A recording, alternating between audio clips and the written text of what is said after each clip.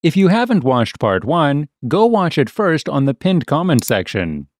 Okay, part 2 continues when Aoyama sees Jin and tells him that he must move on from the past because he is no longer the person that he once was. After the talk with Aoyama, it seems like Jin gained some of his confidence back and he returns back to the pitch. Thankfully, he hadn't been subbed off, so he rejoins the game. To help his friend gain his confidence back, instead of scoring from an open position himself, Aoyama waits for the opponents to surround him and chips the ball towards Jin, who, having gained his confidence, had raced to the front. The ball drops towards Jin, but it was too low for a header and too high for a volley, so instead he uses the one part of his body that he had full control of, his butt, and scores the most fantastic goal. In the end, as expected, the scores are not even close, as Fujimi School end up scoring 4 goals, winning the game 4-2. Although Aoyama didn't play particularly well, he still manages to help the team win. Although the football team may have been absolutely trash for Fujimi School, it still has some exceptionally talented students, one of them being Ozaki. Now, Ozaki is the creator of an extremely popular manga that has also been recently selected for an anime adaptation. Ozaki is an introverted guy who likes to write and draw and takes most of his inspiration from school. His manager is obviously very happy that he does so because honestly, have you ever seen an anime protagonist that's not a high schooler? High school is the gift that keeps on giving to manga creators. Literally, almost everyone in his school reads his manga, but nobody knows that it is Ozaki that is the writer. Ozaki has just completed his final manga character, and for the next one, he decides to get inspiration from his school, especially from Aoyama, because that guy is the most famous all around the school for some reason. Ozaki spies on him, hoping to get inspiration for a character. However, all Ozaki sees is how a lot of girls follow Aoyama, but he doesn't care. How Mako sweeps and cleans after him, how he literally has a fan club following him around, and finally, how everyone on the football team absolutely loves him. Ozaki comes up with the character for his manga after concluding that Aoyama is actually a villain. The character is called Wizard Sama. Now, Wizard Sama is the absolute evil and does all the atrocities in the world just for the sake of cleanliness. He even has his own horde of human zombies that clean every bit of dust, dirt, and smoke around him. Although Ozaki had only planned to use the character for one manga series, Wizard-kun is a massive success. Everyone loves him so much so that he gets more popular than the hero of the manga that Ozaki had made based on himself. This absolutely enrages Ozaki, who makes Wizard Sama eviler in the next comic so that people would hate him. But once again, people absolutely adore the evil man. For some reason, the evil villain is so loved that the show even creates plushies and merch based on the beloved character. Ozaki was slipping, even in his own manga he couldn't compete with Aoyama. There's fan art, there are literal Reddit posts and maid cafes dedicated to Wizard Sama, and Ozaki cannot stand it. Ozaki keeps on making the character absolutely pure evil, but the people keep loving him even more. In a popularity contest of the manga series characters, Wizard Sama turns up first, and his hero is not even second. Out of pure jealousy, Ozaki creates a chapter where Wizard Sama is a literal ladies' man, with him capturing all the girls for himself. This finally helps him succeed to decrease Wizard Sama's popularity, but Ozaki can't rejoice for long enough. The production company can't have Wizard Sama's popularity drop and tells Ozaki to fix his mess. Ozaki, although reluctant, tries everything to get Wizard Sama's popularity back up, from him being an anti-hero who saves the world to literally having a weird sensual relationship with the hero itself, but nothing makes sense to the audience. And finally, Ozaki gives them what they want. Wizard Sama, the evil villain who loves cleanliness because that's what we all want. Some days later, Aoyama is now playing basketball, and yes, he is pretty awesome at this too. This seems like a perfect game for him, honestly.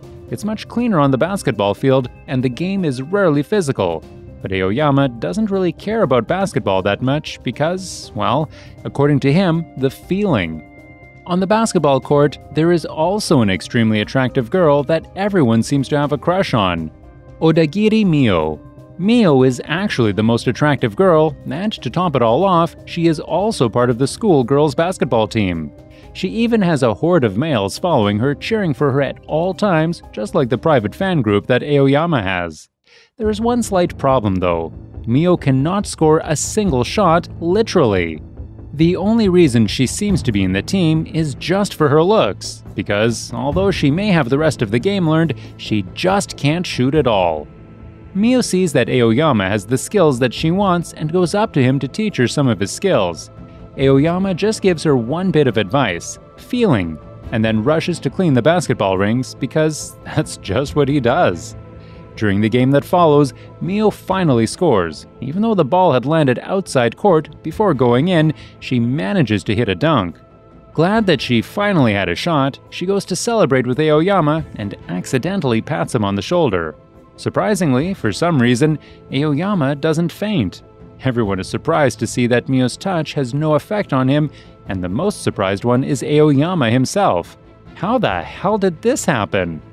Aoyama later goes randomly to a girl to shake her hand to test if his germophobia was gone, but no, he still faints when anyone else touches him. So, over the next few days, Aoyama tests the limits to which he can go and spends time with Mio. High fives, arm wrestles with her, and even has lunch with her. They get so close that Jin spread the rumor that the two were dating. The news spreads like wildfire once more, but this time everyone takes it poorly, especially the Aoyama fan club. They all wanted to date him clearly, and now that he had a girlfriend, their motivation to cheer on him drops to the floor. Even the guys for some reason are not so motivated to cheer him on. Mako is pretty bummed too, but she realizes that Aoyama wasn't doing all this because he loved Mio, he just always wanted to do all this stuff. And now that he finally had someone he could touch without fainting, he was rejoicing every moment of it. Mio too clears the air in one of the matches, and once again, the fan club is rejuvenated with cheers and motivation. They clearly don't like him for his skills, do they? Tsubasa Umeya is a pro at judo and is the main man for the school judo team. He can literally beat anyone when it comes to the art of fighting. The judo coach is so proud that he loves him more than his own son.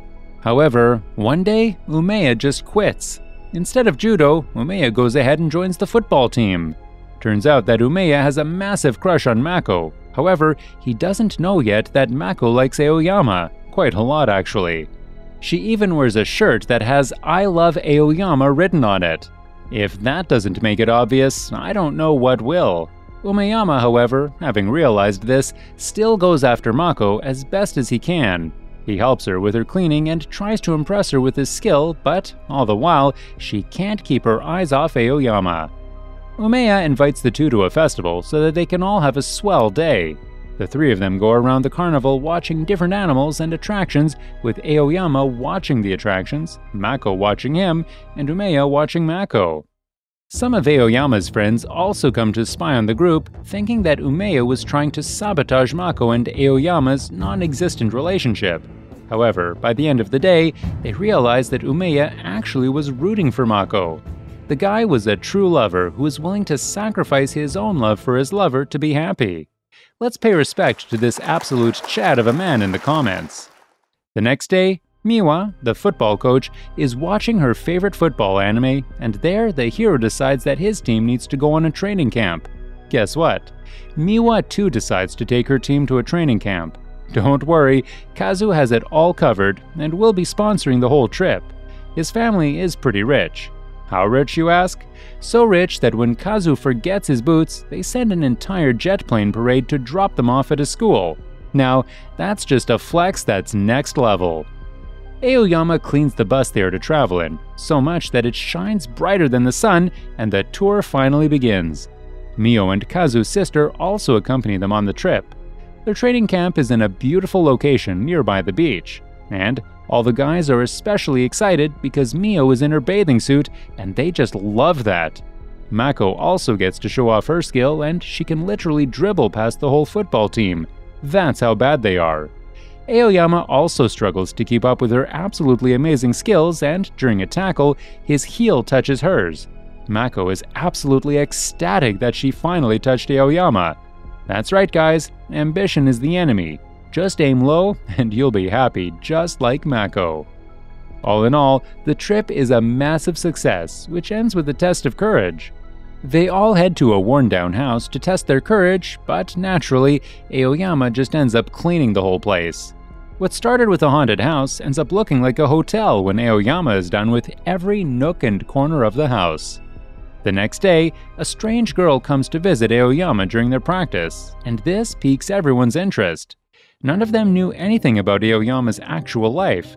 All they knew was that he was a germaphobe who was good at football, like really good at football. So Kazu, Jin, and a bunch of others follow Aoyama around to see where he goes after school. Aoyama tries his best to lose them, but the group still ends up finding him at the house of a renowned footballer, Seigo Ibuki. Apparently, Ibuki had won in a 1v1 against Aoyama, and so Aoyama had been cooking for him. The whole thing was just to prove that Aoyama can also lose to someone when it comes to football, but he wasn't just doing this because he lost a bet. Turns out, Seigo Ibuki was his friend, and the girl who came to visit him was Seigo Ibuki's girlfriend. The two were having a bit of a rough patch, and Aoyama helps them out, sort of. Turns out, footballers aren't good boyfriends. Who knew that? Sasaki, one of the team clowns and funny guys, suddenly starts dressing up and acting like Aoyama. He even does his hairstyle like him. All of a sudden, his game improves drastically as well. For some reason, he can score goals left and right. Because of this, Sasaki's popularity rises from 0 to hero in days, and a group of girls starts following him around as well. Sasaki claims to hear some magical football god who tells him how to score, and, well, it seems to work, because soon enough he replaces Karu as the striker. Karu gets sidelined to the point that he becomes a literal substitute from the team's main man. The other dorks of the team are as pissed as Sasaki as Karu. They were still nerds, but Sasaki had changed so much so soon that they can't take it at all.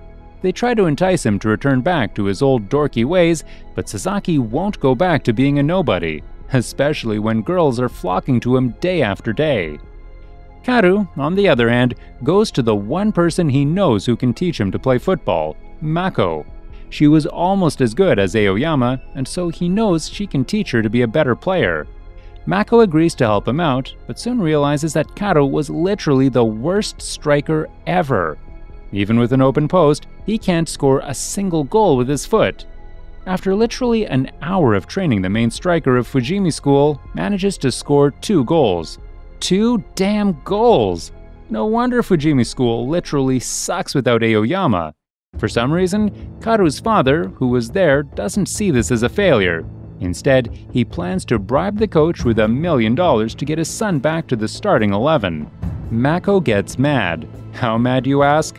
The murder bat is back mad. Her old chill methods didn't work, so she threatens their lives to make Karu a better player. And by the end of the night, he has a 50% conversion rate. Pretty decent considering his earlier 0.002% conversion rate.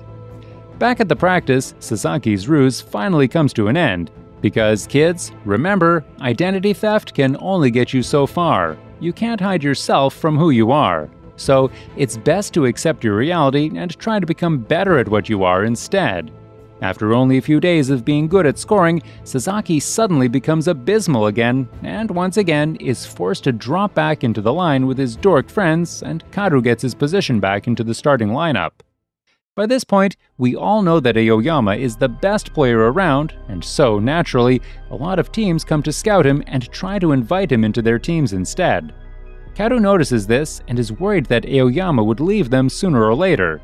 He doesn't really blame him either. Fujimi School had nothing to offer him in return except more stuff to clean. Karu even goes as far as telling Aoyama that he can leave the team if he wants, but Aoyama doesn't reply. Because remember, he thinks that the school is special.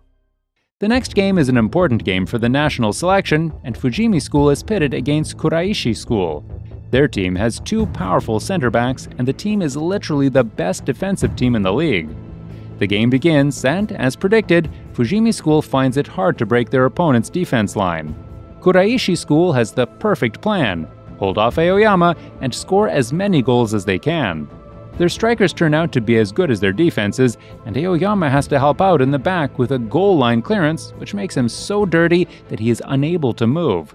Kuraishi uses the opportunity to score 2 goals by the time the final 5 minutes are left. Karu is frustrated that they will lose, but when he sees his mother had come to watch the game, he pushes himself to score, and the game ends with Fujimi team, for the first time, narrowly winning the game. Turns out, Karu's mother had seen him after 5 years because she was always traveling, and after visiting her son for literally 5 seconds, the woman flies off in a helicopter for Brazil. LOL.